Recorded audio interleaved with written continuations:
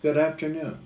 I interviewed with Director Sam Cullman on his documentary named If a Tree Falls, a Story of the Earth Liberation Front, and was seen at the Traverse City Film Festival on July 30th, 2011.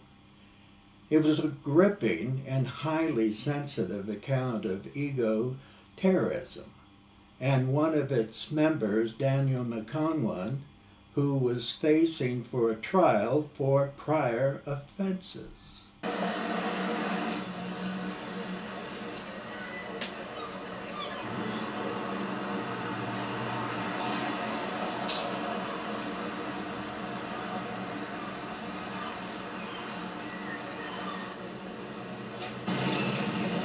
How did you get involved in doing this documentary? Yeah, so it kind of fell in our laps, it's really amazing. Marshall, my partner and the director of the film, we were working on developing another project, and during that time, we were working out of his own house, and his wife came home one day and said, "You'll never believe it, but the FBI, the federal government, just came and arrested this employee, Daniel McGowen, out of our office." And at that moment, we just sort of looked at each other and said, "Wow, what's going on?" And so the film fell in our laps, and with that access to Daniel, we just immediately just went out and started to try and investigate the story. Personally. Yeah, and so did Marshall. He'd known him at company picnics and that sort of thing. And that was that was the sort of the seed that got us to start talking to Daniel and his family and investigate whether this was a project worth looking into, and absolutely it was. I mean, at the time Daniel had talked about, it said that he was innocent, and it's not something that the film shows actually for narrative reasons, but we didn't know then whether he had done it. But we knew that either way we'd have a film about a guy who was wrongfully accused of these staggering charges, or a guy who did it, and an investigation of why, and why did he do it, why did these charges come in the way that they had. So it's pretty fortunate, and this topic was something that I was fascinated by, even before this film fell in our laps, and so to have that sort of immediate access to it was just incredibly lucky, and great to be able to just sort of investigate and figure out. Before you started shooting the film, Yeah. did you have any reservations about doing the documentary, and if so, what were they? Yeah, that's a good question. I think I don't know that I really had any reservations. I think the one thing that was a concern was that we knew that our main subject would be under house arrest, which doesn't make for the most cinematic of circumstances to make a film. So there was that, but I think once we started talking to Daniel and figuring out the story further, it was clear that that there was so much more to tell than just his own story, and just within the walls of his own apartment. So that concern sort of swept away. If there was something else, I think the uncertainty of it is always a concern. You don't know what's going to happen, and we didn't know if we'd film with Daniel up to a certain point and then he'd be snatched by the government and we'd never have access to him again.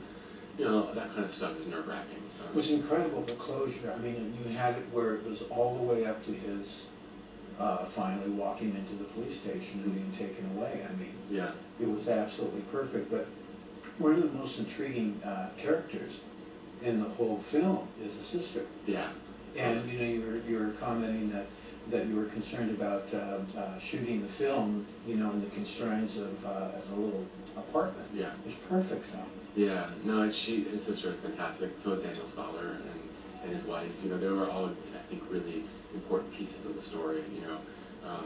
I think part of the thing with this movie is that, and the story is that people had sort of, thought about these guys as terrorists, and once you say that, then you're all sort of any sort of inquiry gets shut off because they're just monsters. And having access to people like Daniel's sister and his wife and his father allowed us to humanize Daniel in a way that I think was important to say that this is more complicated than just simple label or a provocative label like terrorism.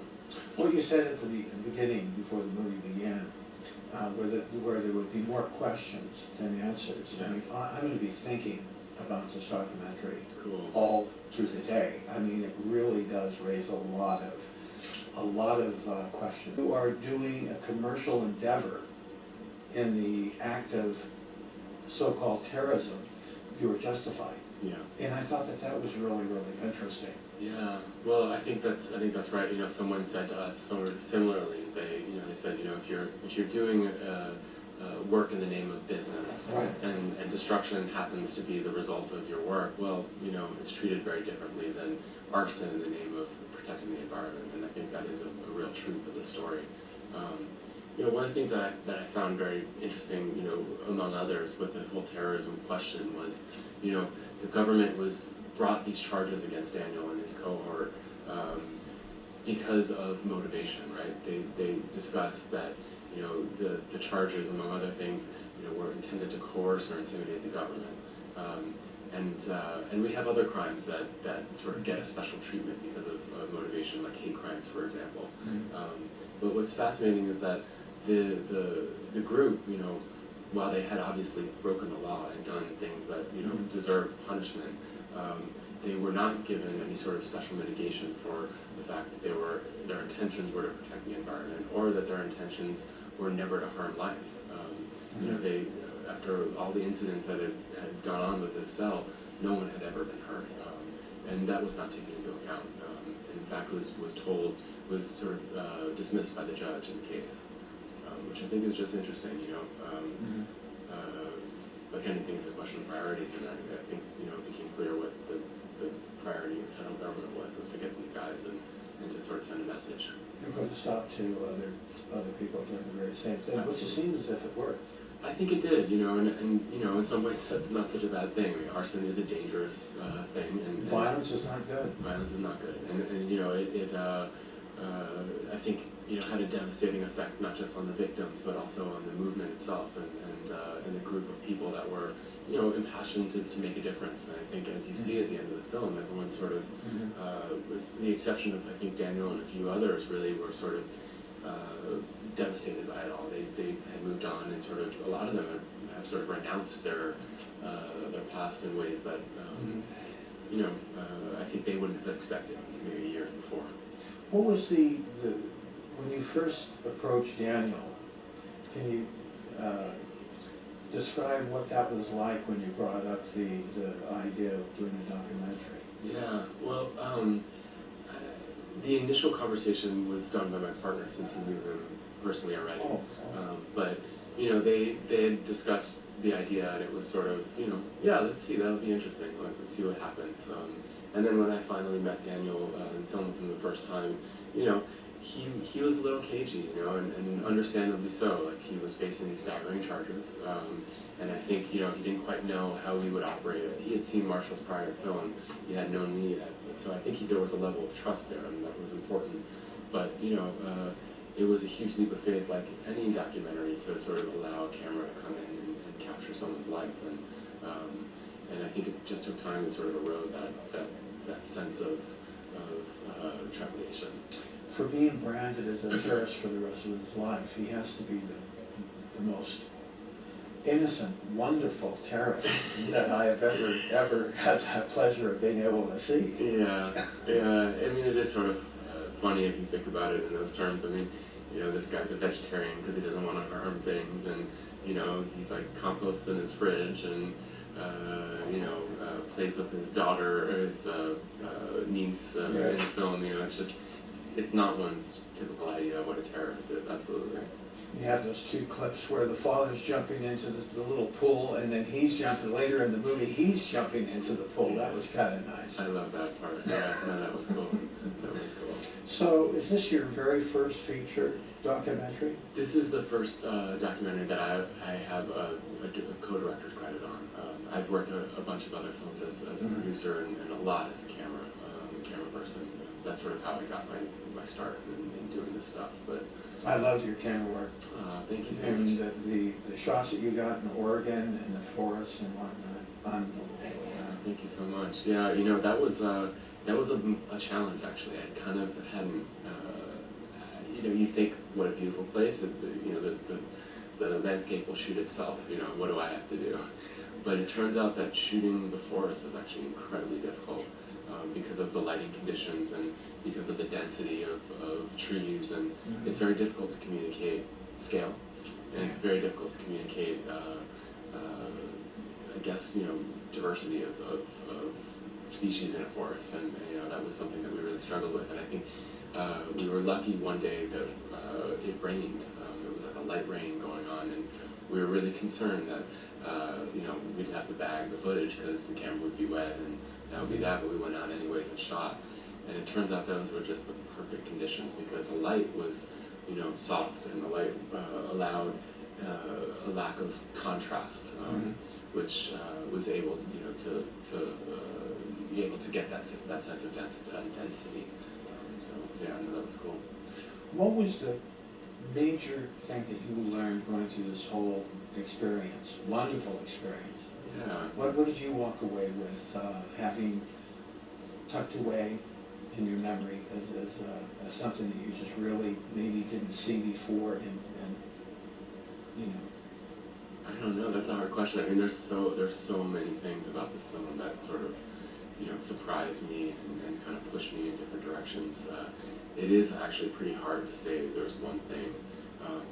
I guess if there is anything, it's the sense that I think I grew as a filmmaker in making this film. I think that we let the circumstances of the story and the complexity of the story push us, and rather than impose our own sort of preconceived sense of what was right and wrong, we allowed the complexity of the story to sort of dictate the way that we were going to tell it. And I think that was the right choice, and I think something that maybe when we started the film I wasn't prepared to do. The thing I was really impressed by, everybody, the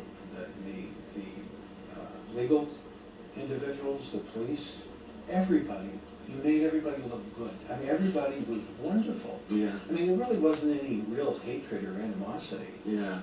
No, it's surprising, right? I mean, especially for a topic that has become so polarized, we were not expecting to run into that. And really one of the goals of the movie was to sort of tamper down that polemicism and tamper down that sense of ratcheted up rationality, which is really what characterized the story. The pinnacle point when it came to the decision on the EFL, are we going to just continue to do the buildings, or are we going to start targeting people? Right. That was a shock. That was poignant. We didn't know that, and I don't think anyone really knew that. That had been a real shocker, because this was a group that for years had been sort of, among other things, really publicizing the fact that they were not interested in harming life, and the fact that there were people within the cell considering that as an option was a real surprise. And thankfully, no one ever carried that out. And actually, in some accounts, it sounds like it got kind of close, not to harming captains of industry, as the prosecutor says, but to harming each other. And that was an interesting thing. It happens to a lot of social movements, and I think especially the most radical ones, is that unfortunately they tend to eat itself. And this movement really, that happened to them as well. Yeah. What lies ahead for you? Do you have any other projects that you're working on? I do. I have a couple of projects that I'm sort of cooking up that are in very early stages. But the